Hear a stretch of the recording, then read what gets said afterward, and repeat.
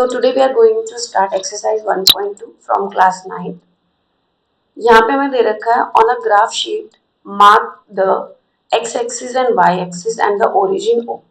देखिए इस डायग्राम में उन्होंने x axis लिया हुआ है, आपको पता है जो हॉरिजॉन्टल लाइन होती है ये हमारी x axis है और जो हमारी वर्टिकल लाइन है वो हमारी y axis है। कह रहा है यहाँ पे उसने ओरिजिन ले रखा है 0,0। इसमें क्या दे रखा है उन्होंने कि mark points from -7,0 to 13,0 on the x-axis and from 0,-15 to 0,12 on y-axis। कह रहा है अभी हमें पॉइंट्स मार्क करने हैं कितना -7,0। तो आपको पता है कि जो -7 होगा वो हमारा x एक्सिस को दिखाएगा, तो ये -6 है, यहाँ पर हमारा आ जाएगा -7 और ये पॉइंट हमारा क्या हो जाएगा -7,0। इसके बाद क्या कह रहा है 13,0 भी दिखाना है। अब आपको पता है 12 पॉइंट इधर है तो इसके एक आगे आएंगे हम लोग, तो यहाँ पे जो पॉइंट होगा वो 13 हो जाएगा और इस पॉइंट का नाम कितना हो जाएगा 13,0। आगे उसने कहा 0 से -15 टू 0 to 12। तो देखो 0 से -15 ये तो आपका नीचे आएगा, इधर कहीं आएगा, ठीक है। और 0 to 12 कितना बोला हुआ, ये हमारा 10 पॉइंट है। यहाँ से जब हम आगे जाएंगे तो एक पॉइंट हो जाएगा 11 और एक पॉइंट हो जाएगा 12। ये हमने मार्क कर दिए। कह रहा है स्केल जो आपका 10 से 11 से 12 के बीच का डिस्टेंस है वो 1 यूनिट रखोगे, मतलब 1 सेंटीमीटर। ग्राफ में इसका मतलब क्या, सिर्फ एक बॉक्स छोड़ के आपको अगला पॉइंट लगाना है। Using figure 1.5 answer the following questions. अब इसके बाद हमें क्या करना है, आगे के क्वेश्चंस हमें सॉल्व करना है। तो इन्होंने अगले पार्ट में क्या बोला हुआ है, Place Rian's rectangular study table with 3 of its feet at the points 8,9, 11,9 and 11,7। हमें ये पॉइंट्स पहले बनाने हैं। तो पहला हमारा 8,9। तो 8,9 आपको पता है हम लेंगे x का 8, ये है ये वाली लाइन, और 9 कहाँ पे होगा हमारा 8 और 9 के बीच में, ये वाली। तो हमारा 8 आ जाएगा इस पॉइंट में 8,9, ये हमारा 8,9 हो गया। और कौन सा पॉइंट बोला हुआ है 11,9, ये वाला पॉइंट आपका हो जाएगा 11,9। और नेक्स्ट पॉइंट क्या दे रखा है 11,7। तो देखिए ये है आपका 11 वाली लाइन और ये आपका हो जाएगा 7, 11,7।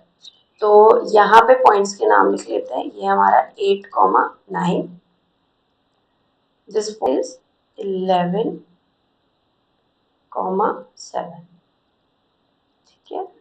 और ये वाला जो पॉइंट है हमारे पास, ये हमारा 11,9। 3 पॉइंट हमने दिखा दिए। अब वो नेक्स्ट पार्ट में क्या कह रहा है, फर्स्ट पार्ट कह रहा है what will be the fourth foot of the table, कि टेबल का फोर्थ फुट क्या होगा। तो ऑब्वियसली बात है, देखो क्योंकि रेक्टेंगुलर टेबल है तो यहाँ पे ये उसका फोर्थ फुट हो जाएगा और इसका पॉइंट क्या होगा, नीचे देखो कौन सा पॉइंट है 8 और इसके जस्ट सामने पे देखो कौन सा है 7। तो इसका पॉइंट हो जाएगा 8,7। तो हमारे पास फोर्थ पॉइंट आ गया 8, is this good spot for the table, yes it is, क्योंकि देखो पूरा ब्लैंक स्पेस है, इजीली अपनी स्टडी टेबल रख के स्टडी कर सकता है। What is the width of the table, the length, can you make out the height of the table. कह रहा है इसकी विड्थ और लेंथ कितनी होगी। तो देखो लेंथ वाला पार्ट आपको पता है, ये हम इसको लेंथ कंसिडर करेंगे। तो लेंथ कितनी हो जाएगी, 8 में से अगर हम 11 को माइनस करेंगे तो हमारी विड्थ निकल के आ जाएगी। तो हो जाएगा 11 माइनस 8, कितना जाएगा 3 यूनिट। तो ये इसकी लेंथ हो गई। इसकी लेंथ कितनी हो जाएगी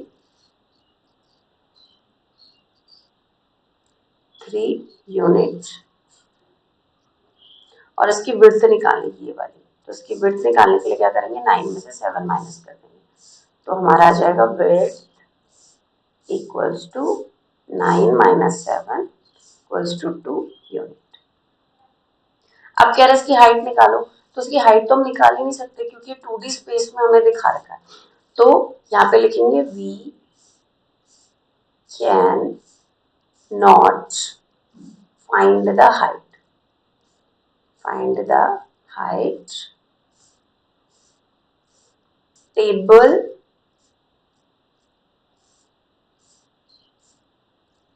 is in 2D shape.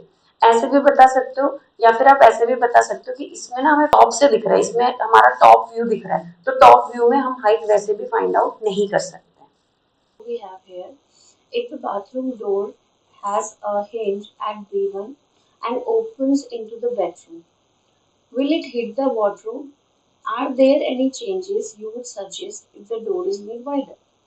तो ये हमसे क्या कह रहा है कि डोर का जो हिंज है वो B1 यहाँ पे B1 और B2 पे, ठीक है। तो वो हमसे क्या कह रहा है कि जब हम उसको अंदर की तरफ खोलेंगे रूम की तरफ, तो कह रहा है क्या ये वार्डरोब को टच करेगा या नहीं करेगा। तो ये डिपेंड करता है कि इन दोनों की जो लेंथ है वो कितनी है, और दूसरा ये कि यहाँ से ओरिजिन से वार्डरोब तक की डिस्टेंस कितनी है। तो अगर हम डोर का हिंज देखें, B1 B2 की जो डिस्टेंस देखें वो कितनी हो जाएगी। B2 तक जो डिस्टेंस है हमारी वो है 4, और यहाँ पे जो है ये 1.5। तो हम क्या करेंगे, 4 में से अगर माइनस करते हैं 1.5, तो हमारे पास क्या बचेगा 2.5 यूनिट या डिस्टेंस हमारे पास बच रही है। और दूसरी चीज क्या, हमारा वार्डरोब का डिस्टेंस मतलब OWY, ये हमारा कितना है 3 यूनिट।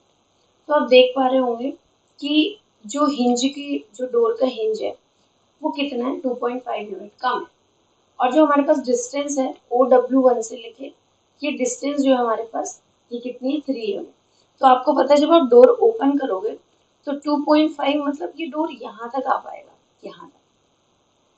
तो आपको पता है ये इजीली ओपन हो जाएगा, ठीक है। तो यहाँ पर हमें क्वेश्चन में क्या दे रखा है, will it hit the wardrobe, तो हम लिखेंगे no it will not hit the wardrobe, no it will not hit the wardrobe। अब इन्होंने आगे क्या दे रखा है हमें, आगे बोला हुआ है कि are there any changes you would suggest if the door is made wider. कह रहा है अगर हम डोर को थोड़ा वाइड कर दे, 2.5 तो है ही, और वाइड कर दे तो आप क्या चेंज सजेस्ट करोगे।